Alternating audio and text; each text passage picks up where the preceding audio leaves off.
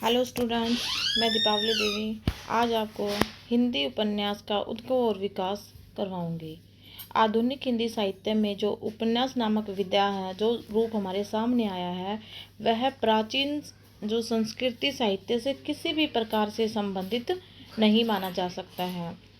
संस्कृत, पाली, प्राकृत, भ्रंश आदि में नीति कथाएं, आख्यान आदि काफ़ी मात्रा में उपलब्ध होते हैं, लेकिन हम इनको उपन्यास नहीं कह सकते हैं। सच्चाई तो यह है कि इस विधा का जो उद्भव और विकास यूरोप में हुआ है, इसका संस्कृत से कोई भी संबंध नहीं माना जाता है। अंग्रेजी में सबसे पहले उपन्यास विधा का प्रारंभ माना जाता है। अंग्रेजी से फिर ये बांग्ला भाषा में उपन्यास लिखे जाने लगे और बांग्ला से ही फिर उसका हिंदी भाषा में उसका विकास हुआ है। लेकिन जब हम कहें कि संस्कृत, पाली, प्राकृत और भ्रंश आदि में नीति कथाएं या आख्यान आदि काफ़ी मात्रा में हैं, तो हम उनको उपन्यास नहीं कह सकते हैं। और यह सच्चाई भी है कि इस विधा का उद्भव और विकास यूरोप में ही हुआ है। 18वीं शताब्दी के अंत तक यूरोप के विभिन्न भागों में उपन्यास साहित्य का पर्याप्त प्रभाव हम पर पड़ा। हिंदी का जो प्रथम उपन्यास है, किसे स्वीकार किया जाए, यह भी एक रुचिकर विषय है। बहुत सारे विद्वानों ने इसके लिए अलग अलग उपन्यासकारों के नाम दिए हैं, लेकिन जिस उपन्यास को सबसे ज़्यादा जिस पे वो रहा है कि यही उपन्यास प्रथम उपन्यास है, वह उपन्यास है परीक्षा गुरु। और परीक्षा गुरु जो गुरु उपन्यास है, वो लाला श्रीनिवास दास द्वारा लिखित है। उसके जो उपन्यासकार हैं वो कौन है? लाला श्रीनिवास दास। अब जब हम उपन्यास की बात करते हैं, तो सबसे पहले मैंने आपको कल भी बताया था कि सबसे पहले हम इसको 3 भागों में बांटते हैं। प्रेमचंद से पूर्व युग का उपन्यास, यानी कि प्रेमचंद पूर्व युग, यानी कि प्रेमचंद से पहले जो उपन्यास लिखे गए थे वो कल मैं आपको करवा चुकी हूँ। आज है प्रेमचंद युग। जब प्रेमचंद युग की बात आती है, तो हम सबसे पहले इसमें मुंशी प्रेमचंद का नाम ही याद रखते हैं। उपन्यास जगत में प्रेमचंद का आगमन एक विशेष उपलब्धि मानी जा सकती है। उन्होंने तिलस्मी जासूसी की जो पिटारी है, उसको बंद करके हिंदी उपन्यासों से इसको मुक्त करवाया था। उनका सीधा सीधा संबंध क्या था? मानव जनजीवन से था। उनको सामान्य जनजीवन से जोड़ना ही प्रेमचंद का मुख्य उद्देश्य था, जो जीवन में यथार्थपन लाना था। समाज के जो गरीब वर्ग हैं, उनको उनके असलियत को दिखलाना ही प्रेमचंद का मुख्य उद्देश्य था। मतलब जो यथार्थ वर्णन, मतलब जैसा समाज है उसको उसी रूप में दिखलाना। प्रेमचंद ने सभी विषयों के सभी मुद्दों को उठाया। जैसे उन्होंने उपेक्षित नारी जाति, मजदूरों और किसानों की व्याख्या कथा का वर्णन भी अपने उपन्यासों में किया है। अब उपन्यासों की स्वस्थ परंपरा का जो प्रचलन है, बड़ी तेजी से होने लगा प्रेमचंद युग में आने के बाद। उससे पहले क्या था? उपन्यासों में क्या है, बहुत सारे विषय लिए गए थे, लेकिन जो यथार्थपन था उससे उसको दूर रखा गया था। जो कथानक, पात्र, चरित्र चित्रण, जो भी हम समीक्षा में लेते हैं, चरित्र चित्रण, कथोपकथन, देश काल आदि से, इन सब की सही दृष्टि से इनका जो प्रयोग है, सही अर्थों में ही उपन्यास में लिखा जाने लगा था। जैसे इन्होंने सेवा सदन, निर्मला, प्रेमाश्रम, रंगभूमि, गबन, कलाकल्प, कर्मभूमि, गोदान आदि उपन्यास लिखे। और ये जो उपन्यास लिखे हैं, इनमें अलग अलग तरह की, इन्होंने कहते हैं ना कि कहानी, अलग अलग चीज, बहुत सारे विषयों को लिया। और जो प्रेमचंद युग का जो समय है, 1918 ईस्वी से लेकर 1936 ईस्वी माना जाता है। इनके जो विविध विषय हैं वो कौन कौन से हैं? जैसे अब इन्होंने इसमें दहेज प्रथा को भी लिया, वैश्यावृत्ति को लिया, रिश्वतखोरी को लिया, असहयोग आंदोलन को लिया, किसानों की समस्याओं के बारे में लिया। यानी कि विभिन्न समस्याओं को प्रेमचंद ने अपने उपन्यासों में स्थान दिया। गोदान प्रेमचंद का ही नहीं, अपितु हिंदी साहित्य का सर्वश्रेष्ठ उपन्यास माना जाता है। इसमें उपन्यासकार ने ग्राम्य जीवन के संदर्भ में जो जमींदारी प्रथा पर प्रकाश डाला है। गोदान का होरी नामक भारतीय जो किसानों का प्रतिनिधि मात्र है, उसी के द्वारा प्रेमचंद ने किसानों की दयनीय स्थिति पर प्रकाश डाला है। प्रेमचंद के बाद जयशंकर प्रसाद भी आते हैं, पांडे बेचैन शर्मा उगर भी आते हैं, विशंबर नाथ शर्मा कौशिक भी, चतुरसेन शास्त्री भी और उपेंद्र नाथ अश्क भी। ये सब कुछ जितने भी ये उपन्यासकार हुए हैं, ये प्रेमचंद जी के समकालीन उपन्यासकार हैं, मतलब उनके समय के उपन्यासकार हैं। प्रेमचंद युग के अन्य जो उपन्यासकार हैं, उनमें क्या है, जैसे हम अब ये विशंबर नाथ शर्मा कौशिक, जयशंकर प्रसाद, वृंदावन लाल, सियाराम शरण आदि के नाम हम गिनवा सकते हैं। माँ और क्या है, भिरवाणी कौशिक जी के दो प्रसिद्ध उपन्यास हैं। अगर पूछा जाए कि कौशिक के दो, विशंबर नाथ कौशिक के दो प्रसिद्ध उपन्यास कौन कौन से हैं, तो इसमें क्या है, सबसे जो प्रसिद्ध उपन्यास है माँ, और दूसरा क्या है भिरवाणी, और इरावती इनका अधूरा उपन्यासकार है। ये जयशंकर प्रसाद के ये इरावती, कंकाल, जिसमें कि समाज के खोखलेपन पर प्रकाश डाला है। तितली, ये भी जयशंकर प्रसाद का एक उपन्यासकार है, जिन्होंने ग्राम उत्थान की समस्या को इसमें उठाया है। इसके अलावा विराट की पद्मिनी, झांसी की रानी, कचनार, मृगनयनी, अहिल्याबाई आदि ये वृंदावन लाल वर्मा के प्रसिद्ध उपन्यास हैं। अगर पूछ लिया जाए कि वृंदावन लाल वर्मा के प्रसिद्ध उपन्यास कौन कौन से हैं, तो इसमें आपने बताना है विराट की पद्मिनी, झांसी की रानी, कचनार, मृगनयनी, अहिल्याबाई।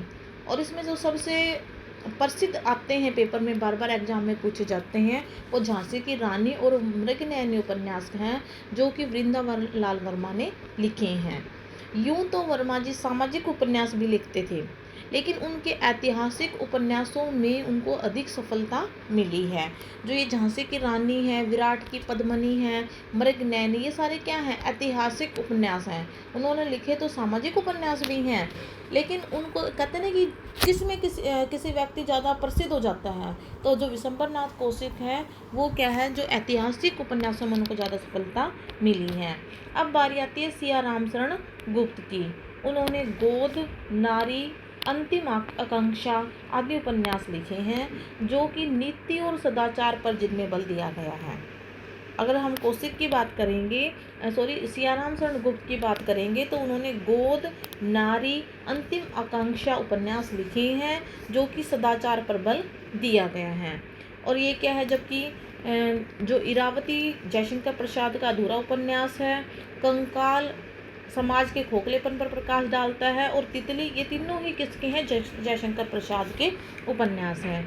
तो जब भी हम उपन्यासों की बात करते हैं, उपन्यासों को हम वैसे तो 3 भागों में बांटते हैं। सबसे पहले क्या है, पूर्व प्रेमचंद युग के उपन्यास हैं, जो प्रेमचंद के समय से पहले लिखे गए हैं, और अगर हम उनकी समय सीमा की बात करते हैं, तो वो 1877 से लेकर 1918 ईस्वी तक के उपन्यास हैं। इसके बाद बारी आती है प्रेमचंद के उपन्यासों की। जो प्रेमचंद के जो उपन्यास हैं, उनमें क्या करते हैं हम, 1918 से लेकर 1936 ईस्वी के अंतर्गत जो उपन्यास लिखे गए हैं, वो प्रेमचंद युग के उपन्यास हैं। और जैसे पहले थे, उनका उद्देश्य क्या था, पूर्व प्रेमचंद में मनोरंजन प्रधान थे, कोई घटना प्रधान उपन्यास लिख लिया था, कोई ऐतिहासिक ले लिया था, कोई तिलस्मी ले लिया था। लेकिन जब प्रेमचंद का जो समय आया, तो उन्होंने क्या है, यथार्थवाद को उपन्यासों के माध्यम से हमें दिखलाने की कोशिश की है, भी जो वास्तविक स्थिति है उसे हमसे अवगत करवाया है। आगे आता है प्रेमचंद्रोत्तर युग। जब प्रेमचंद्रोत्तर युग की बारी आती है, तो उसमें भी क्या है, पहले तो उसकी समय सीमा देखो। उसकी जो समय सीमा है, 1936 से लेकर अब तक जितने भी उपन्यास लिखे गए हैं, वो सारे प्रेमचंद्रोत्तर युग के अंतर्गत उनको हम शामिल करते हैं। इसमें क्या है, सामाजिक उपन्यास भी लिखे गए थे, ऐतिहासिक भी, प्रगतिवादी भी, मनोविश्लेषणवादी उपन्यास और आंचलिक उपन्यास। यानी कि कोई एक विषय नहीं था, विषय क्या थे, भिन्न भिन्न विषय थे। और समय सीमा कितनी थी, 1936 से लेके आज तक का जो समय आ रहा है अब तक का, वो सारे प्रेमचंद्रोत्तर युग के अंदर उनकी गिनती हम करते हैं। जैसे इस युग में हिंदी उपन्यासों का बहुत ज़्यादा विकास हुआ, और उसमें भिन्न भिन्न विषय रहे, जैसे सामाजिक, ऐतिहासिक, मनोवैज्ञानिक, आंचलिक उपन्यास काफ़ी संख्या में लिखे गए। इसमें हम आचार्य चतुरसेन शास्त्री प्रमुख रूप से हम उनको क्या कहते हैं कि एक उल्लेखनीय उपन्यासकार के रूप में प्रसिद्ध हुए हैं। चतुरसेन शास्त्री प्रेम चंद्रोत्तर युग में सबसे पहले हम किसका नाम लेते हैं? चतुरसेन शास्त्री का। हृदय की प्यास, दिल्ली का दलाल, बुधवा की बेटी, इनके प्रसिद्ध उपन्यास हैं। अब कुछ बच्चे बोलते हैं कि मैडम हमें समझ नहीं आता है। अब मैं बिल्कुल आपको साफ साफ बता रही हूँ कि जो जैसे ये भी बता दिया तुम्हें, अगर तुम इस वीडियो को 2-3 बार देखोगे तो तुम्हें सारी चीज़ें स्पष्ट हो जाएंगी। देखो, जैसे बता दिए कि उपन्यास क्या है, उपन्यास के का उद्गम कैसे हुआ, उसको छंद विच्छेद करके भी बताया, उनके 3-4 पार्ट भी बता दिए हैं कि सबसे पहले पूर्व प्रेमचंद युग है, फिर प्रेमचंद युग है, पूर्व प्रेमचंद में किस तरह के उपन्यास लिखे गए हैं, प्रेमचंद में जो उनकी जो भूमिका है, किस प्रकार के यथार्थ उपन्यास लिखे गए हैं। और अब जब प्रेमचंद्रोत्तर युग की बारी आती है तो चतुरसेन शास्त्री का नाम सबसे पहले लिया जाता है। और जो उनके उपन्यास हैं वो कौन कौन से हैं? हृदय की प्यास, दिल्ली का दलाल, बुधवा की बेटी आदि इनके प्रसिद्ध उपन्यास हैं। इसके बाद बारी आती है भगवती चरण वर्मा की। भगवती चरण वर्मा, आप ऐसे याद करो इनको। सबसे पहले कौन सा उपन्यास है? चतुरसेन शास्त्री। जब हम प्रेमचंद्र उसके बाद किसकी बारी आती है? भगवती चरण वर्मा की, जिन्होंने चित्रलेखा उपन्यास लिखकर हिंदी उपन्यास साहित्य को नवीन दिशा प्रदान की है। उन्होंने टेढ़े मेढ़े रास्ते, भूले बिसरे चित्तर, सभई न चाहत राम गोसाई, मतलब ये उनके नाम हैं। जो भगवती चरण वर्मा ने जो उपन्यास लिखे हैं, टेढ़े मेढ़े रास्ते, जरूरी नहीं आपको सारे ही याद हों, आप इनमें से 2 या 3 याद कर सकते हैं। वो तो बारी आती है कि कई बार एग्जाम में पूछ लिए जाते हैं कि जैसे आप कोई छोड़ दिया और उसके बारे में पूछ लिया जाए कि ये जैसे नाम दे दिए जाते हैं कि टेढ़े मेढ़े रास्ते किसने लिखे हैं।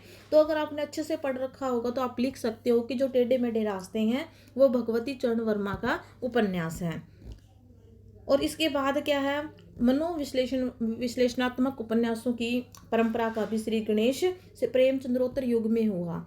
इस संदर्भ में हम ईलाचंद्र जोशी का उल्लेख करना हमारा बड़ा उचित होगा, जिन्होंने लज्जा, सन्यासी, प्रेत की छाया, पर्दे की रानी आदि उपन्यास लिखे। अब अगर पेपर में पूछ लिया जाता है कि ईलाचंद्र जोशी ने कौन कौन से उपन्यास लिखे हैं, तो आपको ये चीज़ें है याद करनी पड़ेंगी कि ईलाचंद्र जोशी ने लज्जा, सन्यासी, प्रेत और छाया, पर्दे की रानी, ये उपन्यास लिखे हैं। अब टीचर तो तुम्हें बता सकता है कि ये चीज़ करो, तो तुम्हारे दिमाग में जो फिट करने का काम है वो तो जितना तुम पढ़ोगे, जितनी रिवाइज करोगे तो ही होगा वो। अब ईलाचंद्र जोशी के उपन्यास हैं वो कौन कौन से हैं? लज्जा, सन्यासी, प्रेत और छाया, पर्दे की रानी। इसी परंपरा को जो आगे बढ़ाने का कार्य है वो जैनेन्द्र कुमार ने किया। उन्होंने क्या है? सुनीता, परख, सुखदा और त्यागपत्र। जैनेन्द्र ने कौन कौन से उपन्यास लिखे हैं? सुनीता लिखा है, परख लिखा है, सुखदा और त्यागपत्र। अगे द्वारा रचित शेखर एक जीवनी, सबसे आगे वाले तो मोस्ट इम्पोर्टेंट है, जो कि पेपर में एग्जाम में पूछे जाते हैं कि अगे का जब नाम आता है, अगे के उपन्यास। और ये तो हमारे जो हम एमए की क्लासेस लेते हैं, एमए फाइनल ईयर, उसमें ये उपन्यास हैं। आगे का शेखर एक जीवनी, जो कि मनोवैज्ञानिक उपन्यासकार हैं और इन्होंने फ्रायड, एडलर आदि से ये प्रभावित रहे हैं और इनके उपन्यासों में हम इनकी छाप देख सकते हैं। इन्होंने मनोविज्ञान को आधार बनाकर ही उपन्यास लिखे हैं। अब आगे द्वारा रचित उपन्यास अगर पूछ लिया जाए तो तुम कौन सा लिखोगे? शेखर एक जीवनी, जो कि मनोवैज्ञानिक, यानी कि मनोवैज्ञानिक इसको क्या बोलते हैं? फ्लैशबैक पद्धति पर आधारित ये उपन्यास है और मोस्ट इम्पोर्टेंट है। और इन्होंने मनोविज्ञान की धारणा को इसमें चित्रित किया है। इसके बाद बारी आती है मार्क्सवाद चिंतन।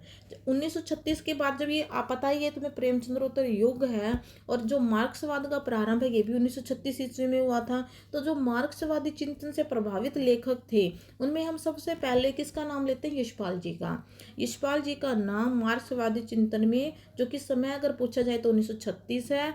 इन्होंने दादा कामरेड, पार्टी कामरेड, देशद्रोही और दिव्या क्या है? प्रगतिवादी उपन्यास लिखे हैं। तो क्योंकि मार्क्सवाद का मतलब ही प्रगतिवादी है, मतलब जैसे पहले क्या था कि कोई अगर हमें कुछ बोल देता तो हम चुपचाप बैठ जाते हैं, लेकिन मार्क्सवाद ये नहीं कहता कि कोई हमारे मार्क्सवादी विचारधारा में क्या है कि हमें मतलब अपने अहम के अगर हमारे अंदर क्या है, अपन व्यक्तिवादी दृष्टि तो है, लेकिन हमें हम अपने अहम को बचा के रखना है। यदि कोई हमारा तिरस्कार करता तो हमने उसको सहन नहीं करना है और मार्क्सवाद को अपनाना है, अपने अपमान का हमने क्या है बदला लेना। तो इस तरह की जो भावना है वो प्रकृतिवादी उपन्यासकारों में है, जो क्या है अपने आप को सबसे ऊपर रखते हैं। और इसमें हम सबसे पहले किसका नाम लेते हैं, यशपाल जी का। और उनकी जो यशपाल जी के उपन्यास हैं वो कौन कौन से हैं, दादा कामरेड, पार्टी कामरेड, देशद्रोही, दिव्या यशपाल, इनके नाम ही देख लो आप, है सारे क्या हैं, ऐसा लगता है ना जिनको जैसे जैसे देशद्रोही है,